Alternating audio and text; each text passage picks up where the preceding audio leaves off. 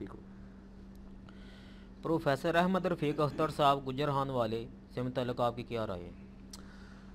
Professor Ahmad رفیق اختر صاحب حفظہ اللہ تعالی میرے استادوں میں سے ایک استاد ہیں. 2001 سے لے کر 2008 تک آلموسٹ تقریباً 8 سال میں ان کے بڑے کلوز رہا ہوں. آلموسٹ ان کی تمام ویڈیوز دیکھی ہیں. وہی ویڈیوز ان کی کتابی شکل میں بھی آتی ہیں, اور اس کے علاوہ لائیو لیکچرز کئی بار سنے ہیں, ان سے گپ شپ بھی ہوئی ہے. آخری لیکچر میں نے ان کا اسلام آباد میں کشف المحجوب کے اوپر ہوا تھا, شفا انٹرنیشنل کے سامنے وہ جو ادارہ ہے ادبیات کا, وہاں پر. تو شریف النفس آدمی ہے جی, ایم اے انگلش ہے بیسیکلی, اور ریلیجن انہوں نے اپنے شوق سے پڑھا ہے. میں پروفیسر احمد رفیق اختر صاحب کو آل امیہ میں عمر ابن عبد العزیز سمجھتا ہوں جی, کیونکہ وہ تصوف جو اتنی پستی میں گر چکی تھی کہ خدا اور رسول پیچھے چلا گیا تھا, اور صرف فنافی شیخ اور پیری مریدی, پیر مرید پیر مرید, اس ایک گھنونے سسٹم کے اندر جو گھنونا بن چکا تھا. میں پرانی تصوف کو برا نہیں سمجھتا, جو علمی اختلاف ہے اپنی جگہ. امام غزالی کی آپ تصوف پڑھیں نا, کیمیاء سعادت میں نے پڑھی ہوئی ہے, احیاء العلوم پڑھیں, مکاشفۃ القلوب پڑھیں, منہاج العابدین پڑھیں. یعنی یہ کتابیں میں نے نہ پڑھی ہیں صرف, بلکہ درس دیے میں اپنی ینگ ایج کے اندر. تو وہ گاڈ اورینٹڈ کتابیں ہیں, خدا کے گرد سارا چیز گھومتی ہے. پیری مریدی آپ کو کہیں نظر ہی نہیں آئے گی. یہ تو سب کانٹیننٹ کی تصوف آگے بگڑ گئی. اس بگڑی ہوئی تصوف میں پروفیسر احمد رفیق اختر صاحب نے جس تصوف کا رنگ پیش کیا, انہوں نے سلوگن دیا اللہ از دا ٹاپ پرائورٹی. یہ ان کا, جس طرح میرا ایک سلوگن ہے, نہ میں وہابی نہ میں بابی, میں ہوں مسلم علمی کتابی. نہ میں سو کالڈ وہابی, کوئی علمی بات کرے اسے وہابی کہتے ہیں, نہ میں بابوں کا دفاع کرنے والا بابی ہوں, میں علمی کتابی مسلم ہوں. اسی طریقے سے انہوں نے جو ٹرم ڈیوائز کی نا, اور ایز اے سلوگن, وہ یہ ہے اللہ از دا ٹاپ پرائورٹی, اللہ ترجیح اول ہے. نوجوانوں کے ہاتھ میں تسمیاں پکڑا دیں, کئی لوگوں نے نمازیں شروع کر دیں ان کی وجہ سے, ان کی صحبت کی وجہ سے. اور یعنی انہوں نے گاڈ اورینٹڈ کیا ہے تصوف کو. وہ تصوف کو بہت فالو کرتے ہیں, لیکن وہ والی تصوف کے وہ والے پہلو تو ہمیں بہت پسند ہیں, خدا اورینٹڈ. اس لیے آپ دیکھیں وہ پیروں فقیروں کے سخت خلاف ہے. خود صوفی ہیں, پیروں فقیروں کے خلاف ہے, اس لیے کہ وہ اسٹیبلش سسٹم کو صحیح نہیں سمجھتے. دوسرا, ان کی پوری زندگی اور ان کی تعلیمات خدا اورینٹڈ ہے, اور وہ پریکٹیکلی نمونہ بھی ہے اس چیز کا. ان کے اندر کئی ایسی خوبیاں ہیں جو کئی داڑھی والوں کے اندر اور کئی صوفیاء کے اندر اور کئی علماء کے اندر نہیں پائی جاتی دور دور تک. سب سے بڑی خوبی ان کا خوش اخلاق اور ہمبل ہونا ہے, یعنی جو میں نے ان کو آبزرو کیا. اور واقعی خدا ترجیح اول ان کی زندگی میں نظر آتا ہے. باقی بشری کمزوریاں ہیں, سگریٹ پیتے ہیں, وہ ایک علیحدہ چیز ہے. داڑھی کے معاملے میں بھی وہ داڑھی کی توہین نہیں کرتے, خود رکھی نہیں ہوئی ہے. تو لیکن جو باتیں ان کو سمجھ آئی ہوئی ہیں وہ اس دھڑلے سے سمجھ آئی ہوئی ہیں کہ کسی کی پرواہ نہیں کرتے. حالانکہ عام جو بریلوی ان کو بریلوی سمجھتے ہیں, لیکن حال یہ ہے کہ انہوں نے اپنی ویڈیوز میں برملا اعلان کیا ہے کہ یہ نبی علیہ السلام کے اوپر جھوٹ باندھا گیا ہے کہ آپ کا سایہ نہیں تھا. پوری بریلویت اس کے اوپر کھڑی ہوئی ہے, اور احمد رفیق اختر صاحب کہتے ہیں یہ جھوٹ ہے. اور انہوں نے کہا اگر یہ معجزہ ہوتا نا تو ساری حدیث کی کتابوں میں پہلا معجزہ یہ ہونا چاہیے تھا, جو میں نے بھی بات کی تھی. مسئلہ 118 میرا ریکارڈڈ ہے, نبی علیہ السلام کے سایہ مبارک, پیشاب مبارک, پسینہ مبارک کے اوپر. بڑی لاجیکل بات کی ہے, اور ہم نے تو اس سے بھی ایک سٹیپ آگے طے کروا دیا. ہم نے کہا کہ آپ کے بزرگوں کے پاس نبی علیہ السلام کے بال مبارک ہے نا, اس کے اوپر 100 واٹ کا بلب لگائیں, اگر سایہ ہے تو نبی علیہ السلام کا بھی تھا, اور اگر نہیں ہے تو سر ہم بھی آپ کا مسلک میں قبول کرنے کے لیے تیار ہیں. تو یہ رسک لیں گے؟ یہ کہیں گے نہیں پتہ نہیں جعلی ہے کہ اصلی ہے, چلو چھوڑ دیں. اب آپ بھی وہی باتیں کرنا شروع ہو گئے. توپ کاپی میوزیم میں جو مسلمان حکمرانوں نے نسل در نسل نبی علیہ السلام کا بال مبارک ٹرانسفر کیا ہے, وہ میوزیم میں پڑا ہوا ہے. اس کی آپ یوٹیوب کے اوپر ویڈیوز دیکھیں اور تصاویر دیکھیں, اس کا بھی سایہ سائڈ پہ نظر آتا ہے. وہ تو اوریجنل بال مبارک ہے.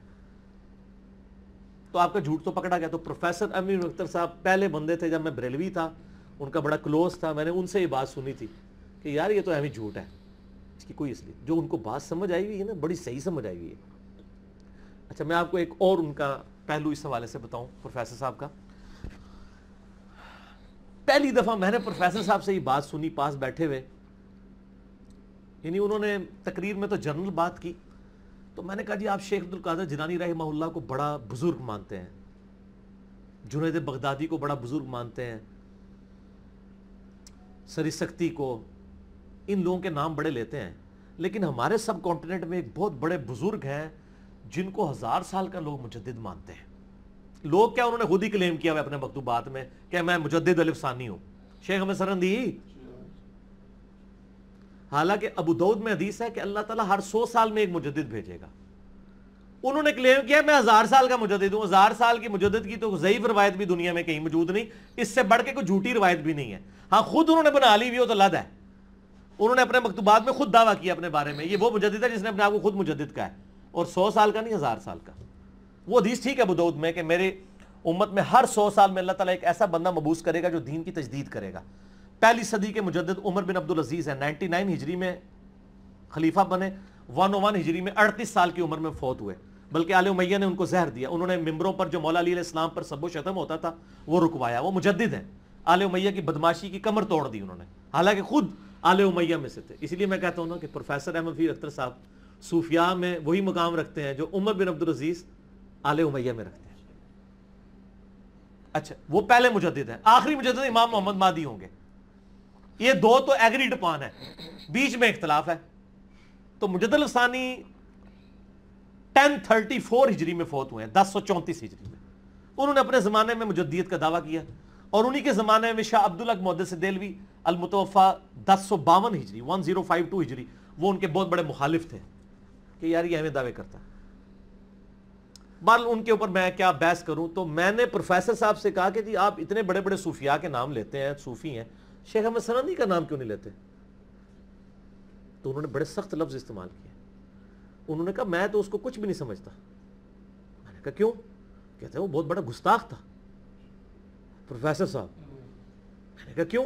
کہتے ہیں اس نے مکتوبات کے اندر لکھا ہے کہ نبی صلی اللہ علیہ وآلہ وسلم کی صفت احمدیت کا ظہور جو ان کی زندگی میں نہیں ہوا، وہ 1000 سال بعد مجھ احمد سرہندی کے ذریعے ہوا ہے، نعوذ باللہ من ذالک۔ اور یہ لکھا ہے، اس سے بھی بڑے بڑے دعوے انہوں نے کیے ہوئے ہیں۔ انہوں نے کہا مہدی کو بھی میری نسبت حاصل ہوگی، بہت بڑے بلانگ دعوے کیے انہوں نے کہا مجھے تم سینکڑوں حدیثیں پیش کر دو نا انگلی اٹھانے کے اوپر، میں رفع صحابہ کو نہیں مانوں گا، میں اپنے امام کا مقلد ہوں۔ اور اس کی وجہ سے 30 سے زیادہ علماء اس زمانے کے انہوں نے احمد سرہندی کی تکفیر کی تھی کہ اس نے نبی علیہ السلام کی سنت کا مذاق اڑایا۔ اور آج کے زمانے میں میرے استاد غلام سعود سعیدی رحمہ اللہ تعالی بریلوی محدث پاکستان لیول کے فوت ہو چکے ہیں، انہوں نے شرح صحیح مسلم کے اندر کم از کم 40 صفات کے اوپر شیخ احمد سرہندی کے اوپر رد کیا ہے۔ اور آج بھی کئی نقشبندی جو ان کے سلسلے کے ہیں وہ انگلی نہیں اٹھانے دیتے لوگوں کو، اور اس میں خود لکھا ہے انہوں نے سعیدی صاحب نے کہ ایک نمازی کو انہوں نے مسجد سے باہر پھینک دیا کہ اس نے نماز میں انگلی کیوں اٹھائی ہے، حالانکہ بخاری مسلم میں درجنوں حدیثیں انگلی اٹھانے کے اوپر، صحیح مسلم کے اندر تو پورا چیپٹر ڈیٹیل کے ساتھ، رفع سبابہ اسے کہتے ہیں، دائیں انگلی۔ تو شیخ احمد سرہندی کے بارے میں اتنے بولڈ کومنٹس کیے انہوں نے کہا یار وہ کیا، وہ تو نبی اسلام کے بارے میں اس طرح کی۔ اور پھر تو ہمیں بعد میں پتا چلا انہوں نے تو یہ بھی دعویٰ کیا ہے کہ اللہ تعالیٰ نے جس مٹی سے نبی علیہ السلام کو بنایا تھا وہ تھوڑی بچ گئی تھی، اس سے میری تخلیق ہوئی ہے۔ اور بڑا کچھ کیا ہوا ہے۔ آپ خود ان کے جو اس وقت بڑے بزرگ ہیں نا، انہوں نے ایک کتاب لکھی ہے، اقبال مجددی صاحب نے، مجددی عقائد اور نظریات، غالباً اقبال مجددی نام ہے، وہ میرے پاس پڑھی ہوئی کتاب، آپ ذرا اس میں ان کے دعوے پڑھ لیں، اور پھر آپ کو افسوس سے کہنا پڑے گا کہ کن کن لوگوں کے بارے میں لوگوں نے کیا کیا چیزیں کلیم کی ہوئی ہیں۔ اب ہمیں نہیں پتا انہوں نے یہ کہا ہے نہیں کہا، ہم تو بس کتابوں کے اوپر بات کر رہے ہیں، ان شخصیات پہ کوئی فتوی نہیں دے رہے، عبارتوں پہ ہم کہہ رہے ہیں کہ غلط ہے۔ تو یعنی پروفیسر صاحب اتنے اپ رائٹ بندے ہیں کہ انہوں نے کلیئر کٹ کہا کہ اس کا کیا تصوف سے لینا دینا، اتنی جرت، سر یہ جرت ہونی چاہیے نا۔ اچھا، اور آپ پتہ ساجد میر صاحب کے نا یہ بڑے قریبی دوست بھی ہیں پروفیسر احمد فقیر اختر صاحب، یہ جو اہل حدیث کے ساجد میر صاحب ہیں نا، ان کو وہ ہر پروگرام میں بلاتے ہوتے ہیں، وہ ان کی اس مجلس میں بیٹھے ہوئے ہوتے ہیں، اور کئی باتیں وہ کئی مسائل وہ اہل حدیث والے بالکل صحیح طریقے سے وہ اہل حدیث والے مسائل مان رہے ہوتے ہیں۔ مثلا 3 طلاق کے مسئلے میں وہ اہل حدیث کو صحیح سمجھتے ہیں حنفی ہونے کے باوجود، حالانکہ اس مسئلے مجھے ان سے اختلاف ہے کہ اہل حدیث کا یہ مسئلہ غلط ہے۔ تو لیکن جو بات ان کو سمجھ آئی ہوئی ہے اور وہ اسٹرکٹلی پھر وہ فرقے کی پرواہ نہیں کر رہے ہوتے. کئی چیزیں ان کو نہیں سمجھ آئی. کشف المحجوب کے بار بار حوالے دیتے ہیں. ہم نے بتایا کشف المحجوب میں تو نبی علیہ السلام کی کتنی گستاخیاں درج ہیں. زید بن حارثہ کی بیوی کے ساتھ سکینڈل لکھا ہوا ہے, نعوذ باللہ. میرا مسئلہ وہ 71B ہے, انڈیا اور پاکستان کے بزرگوں کی 19 گستاخانہ عبارات کا تحقیقی جائزہ. اس میں نے ساری عبارات بتائی ہیں. ہم عبارات پہ, کتابوں پہ فتوے لگا رہے ہیں, بزرگوں پہ نہیں لگا رہے. ہم بابوں پہ فتوے نہیں لگاتے, کتابوں پہ لگاتے ہیں. بابے اللہ کے پاس چلے گئے, اچھے تھے تو اجر پائیں گے, برے تھے تو اللہ جانے ان کا معاملہ, ہمیں کیا پتہ انہوں نے لکھا ہے نہیں لکھا. باقی جو چھاپ رہے ہیں ان کو تو ہم کہیں گے آپ غلط کر رہے ہیں. پروفیسر صاحب اتنے آپ رائٹ بندے ہیں جی. اور ایک اور آپ کو میں ایک سوشل لائف کا ان کا واقعہ بتاؤں. یعنی ان کی بہن کی بارات گھر آ چکی بھی تھی. سر آپ امیجن کر سکتے ہیں. تو پروفیسر صاحب کو کسی نے آ کے بتایا کہ سر وہ آپ کی سسٹر تو ایگری نہیں ہے اس رشتے کے اوپر, زبردستی کیا جا رہا ہے آپ کے والدین کی طرف سے. پروفیسر صاحب فوراً اپنی بہن کے پاس گئے اور کہا کہ تم نہ, میں نے یہ سنا ہے. اس نے کہا ایسے ہی. تو اس نے کہا بہن فکر نہیں کرنی, یہ آئے ہیں, ان کو کھانا کھلا کے واپس رخصت کریں گے, نکاح نہیں پڑھوائیں گے. کوئی امبیرسمنٹ والی بات نہیں ہے. اللہ نے آپ کو رائٹ دیا ہے کہ آپ کی مرضی کی شادی ہونی چاہیے. یہ رائٹ میں آپ سے نہیں چھین سکتا. سر یہ کون ہو سکتا ہے؟ لوگ تو آگے سمجھاتے ہیں یار ان پیو دی عزت رکھ لیں, ان ماں دی عزت رکھ لیں. اور پروفیسر صاحب کہہ رہے ہیں جناب کوئی مسئلہ نہیں, کھانا بھی کھلاؤں گا, عزت سے رخصت کروں گا, بہن اپنی ساتھ نہیں بھیجوں گا, پھر دیکھی جائے گی, کوئی بےزتی والا مسئلہ نہیں ہے. جب آپ گاڈ اورینٹڈ ہوتے ہیں نا, پھر آپ میں اتنی جرت ہوتی ہے. تو یہ پروفیسر صاحب میں اس طرح کی جرتیں موجود ہیں. اس لیے میں ان کو ماڈرن صوفیاء میں, یعنی ایک اچھا, میں نے تو بہت پہلے میرا جو کلپ چڑھا ہوا ہے نا, کیا داڑھی منڈے کے پیچھے نماز ہو جاتی ہے, تو میں نے کہا تھا اگر پروفیسر صاحب یہاں آ جائیں یا جوید احمد غامدی صاحب, تو میں ان کو مصلی پہ کھڑے کر کے ان کے پیچھے نماز پڑھوں گا, کیونکہ داڑھی تو ایک فیکٹر ہے نا, کئی اور چیزیں جو ان کے اندر مجھ سے زیادہ بہتر موجود ہیں. ہم تو مطلب کسی کی پازیٹیو چیز ہے اس کی قدر کرتے ہیں. اتنی ساری تعریف کے بعد اب تھوڑے سے نیگیٹو پہلو بھی آ جائیں. یعنی پروفیسر صاحب نے چونکہ تصوف کو ہی سب کچھ مان لیا ہوا ہے, اس لیے ان کے کئی عقائد و نظریات تصوف کی کتابوں کی روشنی میں تو بالکل ٹھیک ہے, لیکن قرآن و سنت کی روشنی میں ان کے اندر کافی کمزوریاں پائی جاتی ہیں. اور وہ مجھے ہائی لائٹ کرنے کی ضرورت نہیں ہے, آپ ان کی ویڈیوز دیکھیں گے تو آپ کو بڑی اچھی باتیں بھی ملیں گی, اور بعض اوقات آپ کو ایسی فضول چیزیں بھی ملیں گی, آپ کہیں گے یار اتنے پڑھ لکھے بندہ یہ اس قسم کی باتیں کر رہے ہیں, ایسے پاسبل ہے؟ تو وہ ایک یعنی الگ سے ایک پہلو ہے. میں ان چیزوں کو ہائی لائٹ نہیں کرنا چاہتا, میں صرف یہ بتانا چاہ رہا تھا کہ ہر بندے کے اندر اچھے اور برے پہلو موجود ہوتے ہیں. پروفیسر احمد فیر اختر صاحب چونکہ ایک یعنی ایک پڑھے لکھے طبقے کے اندر, اور دنیا میں جو اعلیٰ پوسٹوں پہ لوگ ہیں پاکستان کے اندر, چاہے وہ فوج میں ہوں, عدلیہ میں ہوں, ٹیچرز ہوں, ان میں ایک اچھی شخصیت مانی جاتی ہیں. ایون ممتاز مفتی ایک بڑی پرسنالٹیز میں سے ہیں, وہ بھی پروفیسر صاحب کا بڑا ریگارڈ کرتے تھے. اشفاق احمد صاحب, واصف علی واصف صاحب, یہ وہ لوگ تھے کہ جو ان کا ریگارڈ کرنے والے لوگ تھے. اور لیکن ان سارے لوگوں سے میں پروفیسر صاحب کو بہتر سمجھتا ہوں. انہوں نے بخاری مسلم سٹڈی کی ہوئی ہے, وہ کوٹ بھی کرتے ہیں. باقی ظاہر ہے اس لیول پہ ان کی نہیں ہے. پرسنل زندگی میں 5 وقت نمازی ہیں جی. رمضان شریف پورا مہینہ اعتکاف کرتے ہیں, لیکن گھر پہ منی وہ کہتے ہیں علماء کے ساتھ کوئی انٹریکشن نہ ہو جائے اس حوالے سے کہ وہ لڑائی جھگڑا بھی ہوتا ہے نا مسجدوں میں. تو باقی نماز روزے کے پابند ہیں اور لوگوں کو اللہ کی طرف بلاتے ہیں. باقی ان کے نام کے اوپر اگر کوئی صرف تسمیہ پھیر رہا ہے اور نماز نہیں پڑھ رہا, تو وہ پروفیسر صاحب کا قصور نہیں ہے, وہ خود نمازی ہیں. نماز کو وہ اسٹیبلش کرواتے ہیں, لوگوں کو ترغیب دلاتے ہیں. تو ان کے اندر اتنی خوبیاں موجود ہیں. لیکن میں وہی بات کروں گا, دنیا میں جتنے بھی انسان ہیں ان کی آپ وہ بات لیں جو کتاب و سنت کے مطابق ہو. جو کتاب و سنت کے مطابق نہ ہو وہ ان کی باتیں چھوڑ دیں, ٹھیک ہے نا جی. خصوصاً جو قرآن حکیم کے عقائد کے ساتھ جو باتیں ٹکراتی ہیں وہ آپ چھوڑ دیں. دلائل بغیر پروفیسر صاحب کی آپ بات نہ مانیں. تو اب تو عرصہ ہو گیا, 8-10 سال ہو گئے, میری ملاقات ہی ان سے نہیں ہوئی ہے. ظاہر ہے کہ وہ اب ایک خاص, میں بھی ایک دعوت کے حوالے سے ایک خاص ٹریک پہ چل رہا ہوں, تو اس دوران پھر بعض اوقات یعنی اس طرح کی چیزیں آ جاتی ہیں. بلکہ کبھی سامنے آ جائیں, ملاقات ہو جائے, تو میں تو مطلب میں دس بوسی بھی ان کی کرتا ہوں, ریورٹ ہونے کے بعد بھی. یعنی عزت تو دیتے ہیں ہم, لیکن میں لوگوں کو خبردار کروں گا کہ ان کے عقائد و نظریات کے اندر بہت فساد موجود ہے. وہ بدنیتی کے ساتھ نہیں ہے, نیت کا معاملہ اللہ کے سپرد, ظاہر لیک آف نالج کی وجہ سے. جب آپ تصوف کی کتابوں کی بنیاد کے اوپر یعنی دین کو سمجھیں گے اور قرآن و سنت کو آپ سیکنڈ پرائرٹی پہ رکھیں گے اور آپ کہیں گے قرآن و سنت میں سے وہی باتیں میں مانوں گا جو صوفیاء نے لکھی ہیں، پھر تو نقصان ہوگا۔ کشف المحجوب کو وہ کوٹ کرتے ہیں، وہ کہتے ہیں علی بن عثمان حجویری صاحب میرے مرشد ہیں، تو سر کشف المحجوب میں تو اتنے بڑے بڑے کفریات درج ہیں، علی حجویری صاحب کی طرف منسوب نہیں میں کر رہا، کتابیں چھاپنے والوں کی طرف، ان کو بھی وہ ہائی لائٹ کریں نا۔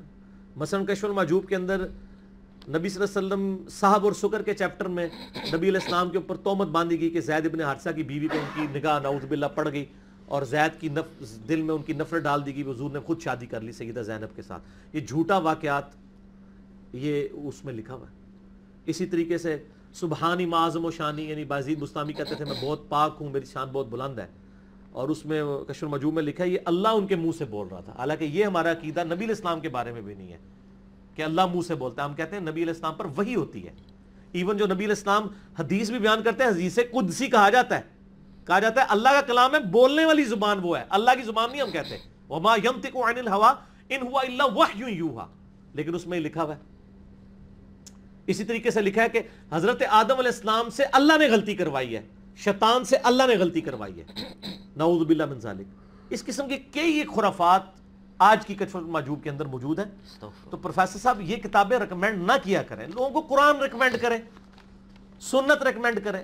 ان کتابوں کو پڑھ کے آپ نے کون سا ایسا نالج لینا ہے؟ پھر یہ کہنا کہ ان کتابوں کے اندر جو باتیں کتاب و سنت کے مطابق ہیں وہ آپ لے لیں، جو نہیں ہیں وہ چھوڑ دیں۔ تو سر جو مطابق ہیں وہ تو پہلے ہی قرآن و سنت میں موجود ہیں، وہ ادھر سے کیوں لینی ہے؟ ایسے کر کے کان کیوں پکڑنا ہے؟ جو پیور نالج ہے، جس کی حفاظت کی ذمہ داری اللہ نے لی ہے، قرآن اور سنت، صحیح الاسناد حدیث، انا نحن نزلنا الذکر وانا له لحافظون، ہم اس کو کیوں نہ لیں؟ تو یعنی یہ پروفیسر صاحب کے ساتھ تھوڑا سا ایشو ہے، اور چونکہ لوگ وقتاً فوقتاً پوچھتے تھے، میں نے اس دفعہ یعنی دل پہ جبر کر کے یعنی اجازت دے دی کہ ٹھیک ہے میں اس کوسچن کے اوپر بھی کوئی تھوڑی بہت ریکارڈنگ کروا دیتا ہوں۔ میں نے اپنی کوشش کی ہے کہ پازیٹیولی میں یعنی میسج ان کے فالورز تک کنوے کروں۔ پڑھے لکھے لوگ ہیں، پازیٹیو چیزیں لیں، لیکن جو نیگیٹو چیزیں ہیں، جو کتاب و سنت کے منافی ہیں، ان کو چھوڑیں۔ ٹرو نالج کتاب و سنت میں ہے، بابوں میں نہیں ہے، کتابوں میں دین ہے، ٹھیک ہے جی۔ اور ان بابوں میں آپ بے شک مجھے بھی شامل کر لیں کہ میں بھی جو بات کر رہا ہوں میرے کہنے میں دین نہیں، میں ہر چیز ریفرنس کے ساتھ بیان کرتا ہوں۔ آپ خود بھی دیکھیں، جو بات کتاب و سنت کے مطابق ہے ان کی لے لیں، جو کتاب و سنت کے مطابق نہیں ہے وہ چھوڑ دیں۔ بس میں اتنا ہی عرض کر سکتا تھا اس حوالے سے، ٹھیک ہو گیا جی۔ میرا ایک سوال ہے علی بھائی جی، یہ جو المشہور مجدد علی ثانی ہیں، یہ آپ نے جیسے عرض کیا کہ وہ رفع صحابہ کے مسئلے میں امام کا کچھ کول نہیں تھے چھوڑتے، صحیح حدیث بھی مل جاتی تھی، تو ویسے امام کے پیچھے فاتحہ میں اور بلند آواز آمین میں وہ امام کا غالباً کول چھوڑ چکے تھے اس مسئلے میں۔ آمین میں نہیں چھوڑا تھا، فاتحہ خلف الامام میں وہ چھوڑ چکے تھے۔ آپ نے اب آمین کے بارے میں بھی ایک وہ میں نے حنفی مسجد میں ایک ایسا واقعہ ہوا ہے۔ چلیں ٹھیک ہے، میں آپ کو صرف جو بات میں نے پڑھی ہے میں اسی کی صرف دلیل دے سکتا ہوں، جو میں نے نہیں پڑھی میں حنفی مسجد میں تو اکثر سٹوریاں بھی سنائی جاتی ہیں، اس لیے ہم اس کو آن نہیں کرتے، پہلے ہمارے گلے فٹ ہو جاتی ہیں۔ جو میں نے خود پڑھا نا ان کے مکتوبات میں وہ یہ ہے، اور وہ بھی انتہائی مزہ کا خیز بات ہے، کہ شیخ احمد سرندی المشہور مجدد الفسانی کہتے ہیں کہ میں نے جب سے یہ حدیث پڑھی بخاری مسلم کی، لا صلاۃ لمن لم یقرأ بفاتحۃ الکتاب، اس کی نماز ہی نہیں ہوتی جو سورہ فاتحہ نماز میں نہ پڑھے، تو کہتے ہیں میری پوری کوشش ہوتی ہے کہ میں خود امامت کروں، کہ میں تو خود فاتحہ پڑھ رہا ہوں نا، تو میری اپنی ہو جائے تو پچھلوں کی نہ ہو۔ تو سننے کا خصوصاً وہ سری نماز کی جو رکھتے ہیں، 17 رکھتے ہیں نا فرض کی، اس میں سے 11 جو ہیں وہ سرن ہے، ٹھیک ہے جی۔ زور کی آخری 2 رکھتے ہیں، بلکہ زور کی تو ساری 4 کی 4 رکھتے ہیں، سرن ہے۔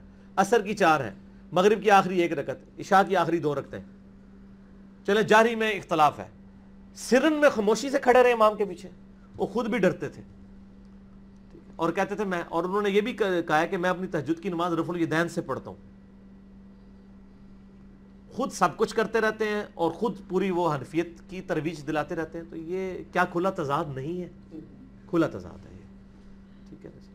اور آپ بتاؤں ایک اور چیز، انہوں نے کہا کہ زبان سے نماز کی نیت کرنا بدعت ہے، یہ مجدد ثانی نے لکھا ہے۔ تو حنفی تو سارے زبان سے ہی کرتے ہیں، ان کو بھی جو بات سمجھ آئی ہوئی تھی وہ صحیح آ گئی ہوئی تھی، ٹھیک ہو گیا نا۔ تو جو نہیں آتی تو وہ تو نہیں آتی، پھر آپ کو پتہ ہے وہ تو پھر خاص توفیق الہی ہے کہ کسی کو بات سمجھ آئے۔ پھر ایک امین رہ گئی، وہ بھی حسن ظن رکھتے ہیں، وہ بھی چلیں آپ رکھیں حسن ظن، اصل تو مسئلہ عقیدے کا نا، عقیدے کا مسئلہ ہے، سب سے بڑی بات ہے۔ بزرگ بابوں سے قبروں سے مانگنا اصل مسئلہ ایاک نعبد و ایاک نستعین کا ہے، یہ سارے مسئلے چھوٹے ہیں، ٹھیک ہو گیا جی، آگے چلیں۔ رکوع سے اٹھنے کے بعد کتنی دعائیں پڑھ سکتے ہیں؟ جتنی مرضی دعائیں پڑھیں، جو بخاری مسلم میں آئی ہے نا دعا، 3-4 دعائیں ہیں، ایک آئی ہے ربنا لک الحمد، دوسری آئی ہے ربنا